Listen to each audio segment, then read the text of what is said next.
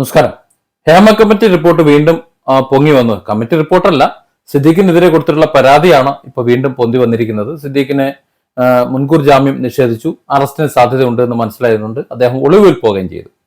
ഇങ്ങനെ ഒളിവിൽ പോയി എന്ന് പറയാൻ ചാനലുകൾക്ക് മടിയാണ്, പ്രത്യേകിച്ച് 24-ന് വലിയ മടിയാണ്.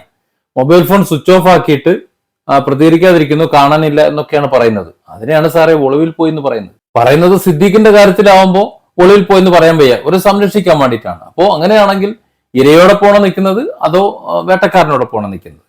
എങ്ങനെയാണ് 24 അതിനോടൊപ്പമാണ് നിൽക്കുന്നത് എനിക്കറിയില്ല. അവരുടെ വാർത്തഘട്ടത്തിന്റെ ഫലമായിട്ടാണ് ഞാനിത് പറയുന്നത്. ഏതായാലും ഒരു വേളയ്ക്ക് ശേഷം ഇപ്പോ വീണ്ടും ഹേമ കമ്മിറ്റി റിപ്പോർട്ടും അതുപോലെ പീഡന കേസുകളും ഒക്കെ പൊന്തി വരികയാണ്. ഈ ഹൈക്കോടതി മുൻകൂർ ജാമ്യം നിഷേധിക്കുമ്പോൾ പിന്നെ സിദ്ദീഖിനെ അറസ്റ്റ് ചെയ്യാതിരിക്കാൻ SITക്ക് സാധ്യമല്ല. അറസ്റ്റ് ചെയ്തു കഴിഞ്ഞാൽ അറിയാലോ, പിന്നെ പെട്ടെന്ന് ജാമ്യം കിട്ടേയില്ല. അപ്പോൾ സ്വാഭാവികമായും അദ്ദേഹത്തിന് അകത്ത് കിടക്കാൻ കുറച്ച് ബുദ്ധിമുട്ടുണ്ടാകും.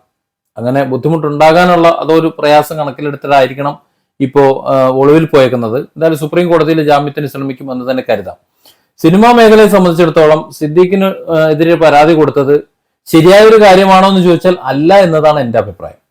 കാര്യത്തിന്റെ വാസ്തവം എനിക്കറിയില്ല, ഞാൻ എൻ്റെ അഭിപ്രായമാണ്. അതിൽ പരാതിക്കാരി പീഡിപ്പിക്കപ്പെട്ടതാണോ അതോ സ്വയം നിന്നുകൊടുത്തതാണോ അതൊന്നും എനിക്കറിയില്ല. ഞാൻ അല്ല എന്ന് പറഞ്ഞത് പൊതുവായിട്ടുള്ള ഒരു കാര്യമാണ് പറഞ്ഞത്.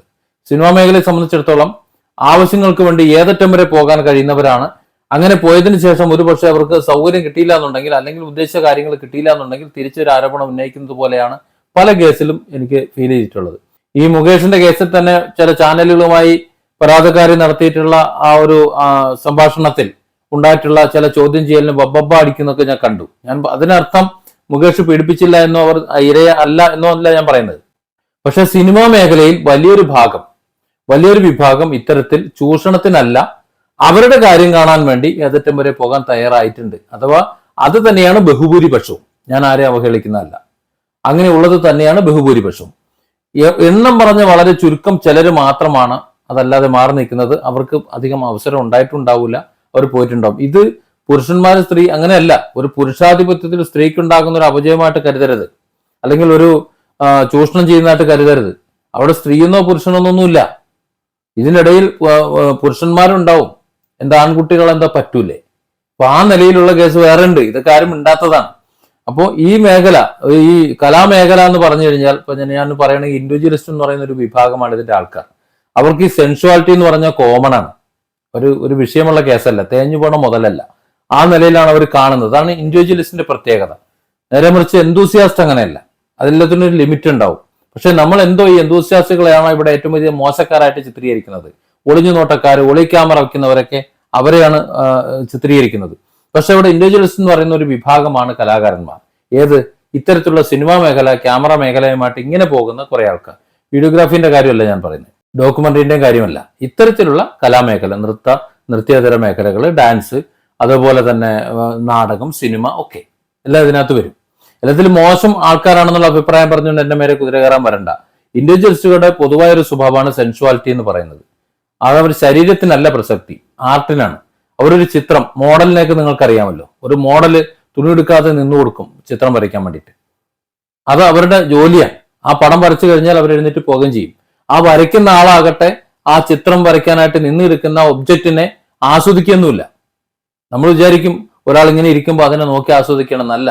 അവരത് നോക്കി വരച്ചിട്ട് ആ ചിത്രത്തെയാണ് അവർ ആസ്വദിച്ച് നോക്കുന്നത്. ആ ചിത്രം ആഹാ അതിമനോഹരം എന്ന് പറയുന്ന ടീമാണ് ഇൻഡിവിജ്വലിസ്റ്റുകൾ. ഇപ്പൊ ഏകദേശം ധാരണ വന്നിട്ടുണ്ടാവും. അത്തരത്തിലുള്ള ആൾക്കാരാകുമ്പോൾ തേഞ്ഞു പോണ മുതലല്ലാത്തത് കൊണ്ട് അത്തരത്തിൽ മനോഭാവമുള്ള മുഴുവൻ ആൾക്കാരും പലതും അവിടെ നടത്തുന്നുണ്ടാവും, പല മേഖലയിൽ പോകുന്നുണ്ടാവും. അതിന് വലിപ്പ ചെറുപ്പമോ വിദ്യാഭ്യാസമോ ഒന്നും ഒരു പ്രശ്നമൊന്നും അല്ല. അതുകൊണ്ടാണ് ഞാനിത് കോമൺ ആണ് എന്ന് പറഞ്ഞത്. അതുകൊണ്ടാണ് എൻ്റെ മേളിൽ കുതിര കയറരുതെന്ന് ഞാൻ പറഞ്ഞത്. ആ ഒരു അർത്ഥത്തിലാണ്. അപ്പോൾ അത്തരത്തിൽ കോമൺ ആയിട്ടുള്ള ഒരു അവസ്ഥയിൽ ഒരു പക്ഷേ ഇത് മുതലെടുക്കാൻ വേണ്ടി കൂടുതൽ അവസരങ്ങൾക്ക് വേണ്ടിയിട്ടോ അല്ലെങ്കിൽ അവസരം കിട്ടാൻ വേണ്ടിയിട്ടോ ഒക്കെ ഏതറ്റം വരെ പോകാൻ തയ്യാറായി വരുന്ന ആണും പെണ്ണുമായിട്ടുള്ളവർ, അവർ ഒരു പക്ഷേ 1-2 സിനിമകൾ ഈ ബന്ധപ്പെട്ട രീതിയിൽ ഒരു അവസരം കിട്ടിയേക്കാം, അല്ലെങ്കിൽ കിട്ടാതിരുന്നേക്കാം. അങ്ങനെ കിട്ടാതെ വരുമ്പോൾ, നിഷേധിക്കപ്പെടുമ്പോൾ ഉണ്ടാകുന്ന പൊട്ടിത്തെറിക്കലുകളായ ഇതിനെ ഞാൻ കാണുന്നുള്ളൂ, അതിനപ്പുറത്തേക്ക് കാണുന്നില്ല. എന്നുവെച്ച് പരാതി ഇല്ലാന്നോ പരാതി അന്വേഷിക്കേണ്ടെന്നല്ല ഞാൻ പറയുന്നത്. പരാതി ഉണ്ടെങ്കിൽ അന്വേഷിക്കണം.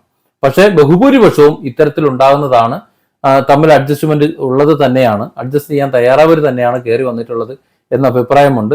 ഇനി വിവാദമാക്കാൻ നിൽക്കണ്ട, ഞാൻ എൻ്റെ അഭിപ്രായം പറഞ്ഞതേ ഉള്ളൂ.